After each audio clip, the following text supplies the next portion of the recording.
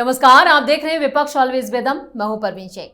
आज अयोध्या राम मंदिर पर प्रधानमंत्री मोदी धर्म ध्वज फहराने वाले हैं, जिसको लेकर आरएसएस चीफ मोहन भागवत एक दिन पहले ही अयोध्या पहुंच गए। वहीं 1000 क्विंटल फूलों से राम मंदिर को सजाया गया है। 191 फीट ऊंचे शिखर पर यह ध्वज शान से लहराएगा, जिसको लेकर देश भर में उत्साह है। लेकिन कांग्रेस आज भी सियासत करने से बाज नहीं आ रही। एसआईआर और वोट चोरी को लेकर कांग्रेस का विरोध प्रदर्शन जारी है। कांग्रेस देश भर में चुनावों में वोट चोरी का आरोप लगा रही है और राहुल गांधी दिल्ली में वोट चोरी के मुद्दे पर बड़ी रैली भी करने जा रहे हैं। जब कांग्रेस वोट चोरी और एसआईआर पर रैली की तैयारी कर रही है, तब पार्टी के नेता इस्तीफा दे रहे हैं। कर्नाटक से लेकर राजस्थान और बिहार से लेकर हरियाणा तक में पार्टी में टूट फूट मची है। महाराष्ट्र में भी कांग्रेस आपसी टकराव से जूझ रही है। संगठन की कमी ने भी पार्टी की चुनौतियां बढ़ा दी हैं।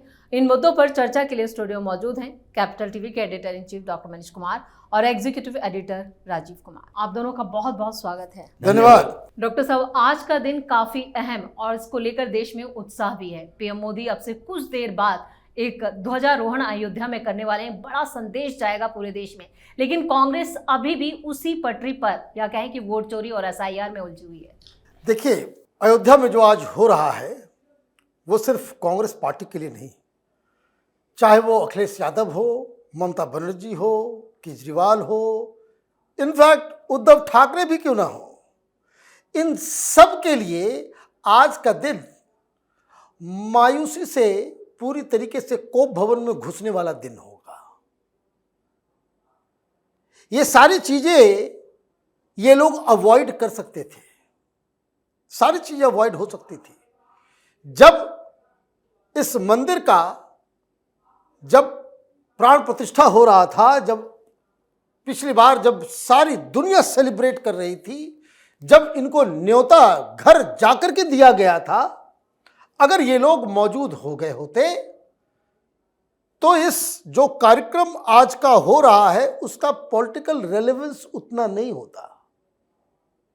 लेकिन चूंकि आपने एक अलग स्टैंड ले रखा है, आप अपने नेताओं से ये कहलवाते हो कि केंद्र में हमारी सरकार आएगी तो इस मंदिर के ऊपर बुलडोजर चला देंगे, वहां पे मस्जिद बनाएंगे। जब आप ये कहते हो कि भाई बाबरी मस्जिद फिर से हम बनाएंगे मुर्शिदाबाद के अंदर, आप हिंदुओं की अस्मिता के ऊपर प्रहार करने से आप बाज नहीं आते। और इसीलिए उस संदर्भ में अगर आप देखें तो आज जो कुछ भी हो रहा है, जब तक प्रधानमंत्री मोदी वो धर्म ध्वज को फहराएंगे, लगाएंगे, पूजा होगी, सब कुछ होगा, टेलीविजन पे कोई दूसरा चीज चलेगा? बिल्कुल नहीं। फिर उसके बाद रैली होगी, सारी मीडिया अयोध्या में है और हिंदुस्तान का विपक्ष कोप भवन में।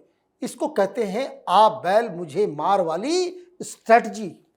अब आपकी स्थिति ऐसी हो गई है कि देश, पूरा हिंदू समाज, पूरे विश्व में लोग इस चीज को सेलिब्रेट कर रहे होते हैं तो आपको, वो कहते हैं पूर्वांचल में कानी गाय की अलग बथान है ना, वो अलग जगह अलग थलग आप पढ़ रहे हो। देश, समाज, लोग अलग चीज के बारे में बातचीत कर रहे होते हैं और आप कुछ और ही रोना रो रहे होते हो। इसीलिए विपक्ष की ये हालत है। बिल्कुल, आज अयोध्या से हिंदुओं की एकजुटता का भी बड़ा संदेश जाएगा। लेकिन कांग्रेस जिस तरह से यूपी से लेकर बाकी राज्यों में एसआईआर का रोना रो रही है, तो उसे और कितना नुकसान झेलना पड़ेगा। देखिए, देश की सियासत बदली और चरित्र भी बदला है। लोकतंत्र का चरित्र जो यहाँ पर कांग्रेसियों ने स्थापित किया था, प्रधानमंत्री मोदी ने उसे बदला है। यहाँ पर सेकुलरिज्म अलग तरीके की होती थी। सेकुलर शब्द जहाँ से आया, उन जगहों से अलग सेकुलरिज्म यहाँ है। पूरे यूरोप में देखिए, जो क्रिश्चियन डोमिनेटेड स्टेट है, जितने भी यूरोप के देश है, अगर क्रिश्चियन डोमिनेटेड स्टेट है तो वहाँ का प्राइम मिनिस्टर या प्रेसिडेंट अलग अलग जगहों पर कभी इस बात को कहने से परहेज नहीं करता कि हम क्रिश्चियन हैं। वो चर्च जाने से अपने आप को रोकता नहीं। वो ऐसे आयोजनों में जैसे अगर अभी कुछ समय के बाद क्रिसमस का त्योहार शुरू होने वाला होगा तो अमेरिका, जो कि अपने आप को सेकुलर कंट्री कहता है और पूरी दुनिया में ये मनवाने की कोशिश करता है कि हम सबसे सेकुलर हैं, लेकिन क्या वहां का प्रेसिडेंट डोनाल्ड ट्रंप वो चर्च नहीं जाएगा, उसके घर की तस्वीरें नहीं आएगी, व्हाइट हाउस में कैसे मनाए जा रहे हैं ये क्रिसमस का त्योहार, वो तस्वीरें नहीं आएगी, उसका पूरा परिवार इकट्ठा नहीं होगा, क्योंकि उन लोगों ने ये बताया कि सेकुलरिज्म का मतलब ये नहीं होता है कि देश का प्रधान जो हो वो अपने धर्म से विमुख हो जाए। लेकिन भारत में कांग्रेस की सरकारों ने इसे बदला। अपने आप को बहुत बड़े सेकुलर नेता मानते थे जवाहरलाल नेहरू, और उन्होंने शुरुआत ही ऐसी कर दी। जब सोमनाथ मंदिर का उद्घाटन होना था, रिनोवेशन हो गया, तो उसके बाद जब डॉक्टर राजेंद्र प्रसाद उस समय राष्ट्रपति हुआ करते थे, उनको बुलाया जा रहा था, नेहरू ने बार बार मना किया, नहीं नहीं आप नहीं जा सकते। भाई क्यों नहीं जा सकते? हम हिंदू हैं, हम राष्ट्रपति हैं देश के, हमको इनवाइट किया गया है उस मंदिर के रिनोवेशन के बाद जिसको आक्रांताओं ने, गजनी ने तोड़ दिया था, और उसके बाद भी मना कर रहे थे, लेकिन फिर भी डॉक्टर राजेंद्र प्रसाद गए, क्योंकि नेहरू कुछ उन्हें कर नहीं सकते थे। अगर सामान्य कोई नेता होगा, आज अगर कांग्रेस की सरकार में कोई राष्ट्रपति हो और सोनिया गांधी, राहुल गांधी बोल दें तो उनकी हिम्मत नहीं होगी कि वो जा सके। प्रधानमंत्री यहां किसी मंदिर में जाने से डरेंगे, भले ही गुरुद्वारा चले जाए कोई दिक्कत नहीं है, मस्जिद में चले जाए कोई दिक्कत नहीं है, चादर चढ़ा दे कोई दिक्कत नहीं है, मंदिर में जाने से डरेंगे। इस पूरे सेकुलरिज्म के चरित्र को प्रधानमंत्री मोदी ने बदला, और ये बदलते हुए चरित्र में ये सिर्फ हिंदुओं की एकजुटता की बात नहीं है, ये देश की एकजुटता, अखंडता की बात है, जिसके बारे में इन लोगों ने कहना शुरू कर दिया, हिंदू एकजुट होंगे, हिंदू एकजुट होंगे। हिंदू एकजुट तो पहले भी थे, लेकिन वो आध्यात्मिक तरीके को ये पॉलिटिक्स के साथ साथ मिक्स नहीं कर पाते थे, और वो राजनीतिक हिंदू नहीं हो पाए। वो आध्यात्मिक हिंदू हैं, घर में पूजा कर रहे हैं, टीका लगा रहे हैं, बाहर निकलने के बाद अब राजनीति की बात आएगी तो राजनीति को धर्म से अलग करो, धर्म और राजनीति एक साथ नहीं हो सकती, ये भ्रमित करने वाले पॉलिटिक्स के शिकार हो गए। वही परिणाम आज देखने को मिल रहा है। ये बदलते हुए चरित्र में ये फिट ही नहीं होता। राहुल गांधी क्या करेंगे?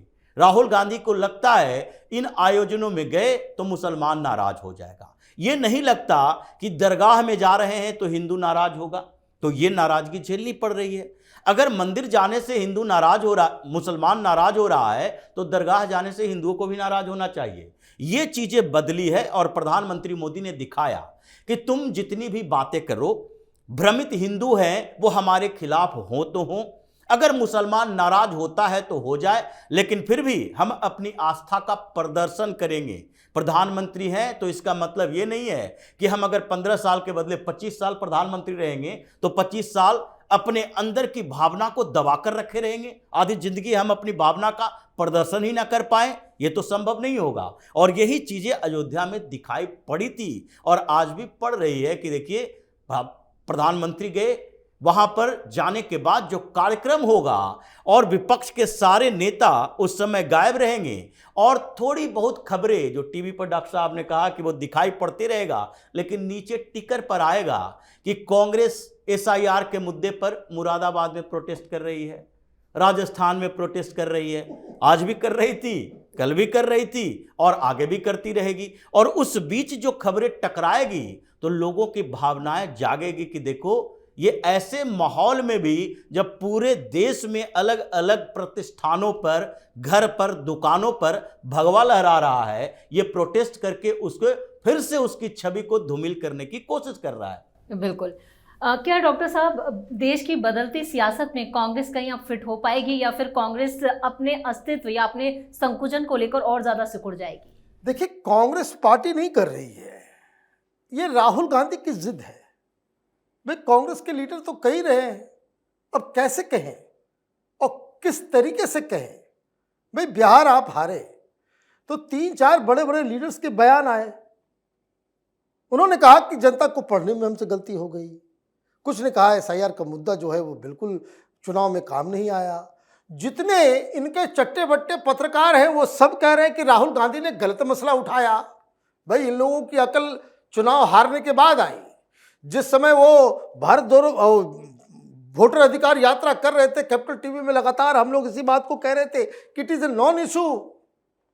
ये टाइम की बर्बादी हुई है। और ये बड़े बड़े पद्मश्री पत्रकार लोग जब चुनाव हार गए तब ये लोग अब एनालाइज कर रहे हैं कि नहीं ये गलत हुआ था, वो टाइम जो है वो रेजोनेट नहीं किया ये मुद्दा। अरे ये मुद्दा अभी भी रेजोनेट नहीं कर रहा। आप इस बात को समझिए, वोट चोरी वोट चोरी वोट चोरी, आप बकते रह जाओगे। ये दीवार में सिर पीटने के जैसा है कि आप आंदोलन, आपके चट्टे बट्टे आ जाएंगे, वो पेड लोग आ जाएंगे, आपके कार्यकर्ता आ जाएंगे, जिनको चुनाव लड़ना है वो भी आ जाएंगे, जनता नहीं आएगी। क्यों? उसका सबसे बड़ा कारण समझ लीजिए, जब हमारा वोट ही नहीं कट रहा, एसआईआर हो रहा है, हमको नया आई कार्ड मिल जा रहा है, हमारा नाम मिल जा रहा है, हमारा सब कुछ हो जा रहा है, तो वो हमको जब अफेक्ट ही नहीं कर रहा है तो मैं राहुल गांधी के इस मुद्दे से के बारे में सोचे ही क्यों? मेरे परिवार से किसी का वोट नहीं कटा तो वोट चोरी तो मेरे लिए नॉन एग्जिस्टेंट है। बिल्कुल। अब बिहार में 65 लाख लोगों का नाम कट गया, उससे कहीं ज्यादा ही। आपके पास 65 लोग भी हैं ये बताने के लिए कि मेरे साथ ज्यादती हो गई, मेरा नाम कट गया, तो ये नॉन इशू है।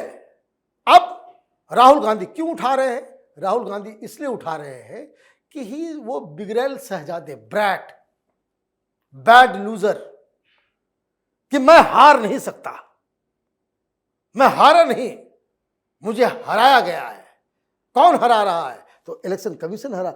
ये अपनी सिर के ऊपर जिम्मेदारी लेने के बजाय ये यही सब काम करते रहेंगे, और यही सब करते करते करते करते जो है बीजेपी वाले तो बड़े खुश रहते हैं कि जब तक राहुल रहेगा तब तक इनकी सरकार जो है वो बनती रहेगी, जब तक राहुल इस तरह का काम करते रहेंगे तो उनको कोई फर्क ही नहीं पड़ता। तो ये कांग्रेस पार्टी जो डिरेल हुई है इसका कोई इलाज नहीं है। बिल्कुल, कांग्रेस में चाहे कितनी भी बैठकें होती रहें, लेकिन इन बैठकों से नतीजे तक तो नहीं पहुंच रहे हैं, लेकिन इस्तीफों का दौर जरूर कांग्रेस पार्टी में सब जगह देखने को मिल रहा है। देखिए, कांग्रेस का मीटिंग होती है, फिर कल भी मीटिंग हुई, राहुल गांधी ने मीटिंग ली, ओबीसी नेताओं की मीटिंग, सवर्णों की मीटिंग, ये दलित नेताओं की मीटिंग। अरे भाई, अपने नेताओं की मीटिंग लो, उसमें ओबीसी नेताओं की मीटिंग, दलित नेताओं की मीटिंग लेकर ये एक एक वर्ग को विभाजित कर दिए हो, उससे क्या फर्क पड़ने वाला है? ओबीसी नेताओं की मीटिंग 10 जनपद में हुई। राहुल गांधी का सवाल क्या, जो ओबीसी एडवाइजरी काउंसिल बनाया गया जिसमें 24 लोग हैं और उसका सर्वे सर्वा बनाया जा रहा था सिद्धारमैया को कि एक ही मुख्यमंत्री है कांग्रेस के अंदर जो ओबीसी वर्ग से आता है, और जगह पर तो हम दावा भी नहीं कर सकते, रेवंत रेड्डी ओबीसी नहीं है, सुखू ओबीसी नहीं है, तो हम दावा कैसे कर सकते हैं? तो एक मुख्यमंत्री आप चेहरा बन जाओ। उन्होंने कहा नहीं, हम चेहरा वहरा नहीं बनेंगे, हम अध्यक्ष बन गए तो हमारी भी स्थिति वही हो जाएगी। केंद्र में खींच रहे हो, कर्नाटक छोड़ रहे हो, यानी कि अगर हम इधर आएंगे दिल्ली की तरफ तो कर्नाटक हमारे हाथों से गया, डीके शिव कुमार को मुख्यमंत्री बनाने की सोच रहे हो। अब सिद्धारमैया इस मीटिंग में आए नहीं, वीके हरिप्रसाद आए, वीके हरिप्रसाद भी कर्नाटक से हैं, लेकिन अगर ओबीसी नेताओं की मीटिंग बुला रहे हो और एडवाइजरी काउंसिल के 24 नेताओं में से जिसको अध्यक्ष बनाने के लिए बात कर रहे थे उनको गायब किए हुए हो, तो किन नेताओं की बात कर रहे हो? ये मीटिंग एक फॉर्मेलिटी है जो अपने इर्द गिर्द के लोगों को बुलाते हैं और कम से कम ये दिखाने की कोशिश करते हैं कि हम एक्टिव हैं। ये जो बात चल रही थी कि राहुल गांधी लापता हो गया, और ये राहुल गांधी लापता हो गए, ये बातचीत चल नहीं रही थी, इसमें सच्चाई भी थी, क्योंकि हिंदू जैसा अखबार जो राहुल गांधी के एजेंडे पर चलने वाला है उसने भी सोर्सेस के हवाले से दिया था बिहार चुनाव के बाद ही कि मोस्ट प्रोबेबली राहुल गांधी बाहर चले गए हैं, विदेश में हैं, लेकिन वापस आने के बाद कर्नाटक की समस्या के बारे में कुछ बातचीत होगी। अब कर्नाटक की समस्या के बारे में बातचीत होगी, उससे पहले उन्होंने एक एक्टिविटी दिखाई, या पता भी नहीं कि 10 जनपद पर वो मीटिंग हुई कि नहीं। मीडिया में ऐसे ही खबरें चला दी गई, क्योंकि न तो अंदर का कोई फोटो, न जानकारी, न जाते हुए न आते हुए, इसके बारे में तो जानकारी हुई नहीं। तो ये राहुल गांधी जो संगठन को बनाने की कोशिश करते हैं उसमें संगठन और बिखर जाता है। हरियाणा में जिला इकाई बनाने की कोशिश की, किसी भी एक जिले के बारे में बताइए कि जो मीटिंग हुई थी उसमें झगड़ा नहीं हुआ, स्टेज पर मारामारी हो गया, मध्य प्रदेश में ये संगठन सृजन अभियान करने की कोशिश की, वहां पर 3-4 बार गए, हर बार जाते थे कुछ नेता इस्तीफा देकर वापस चला गया। ये स्थिति हो गई कि जो मध्य प्रदेश के अंदर कांग्रेस के प्रदेश अध्यक्ष को कहना पड़ा कि हम बारूद के ढेर पर बैठे हैं।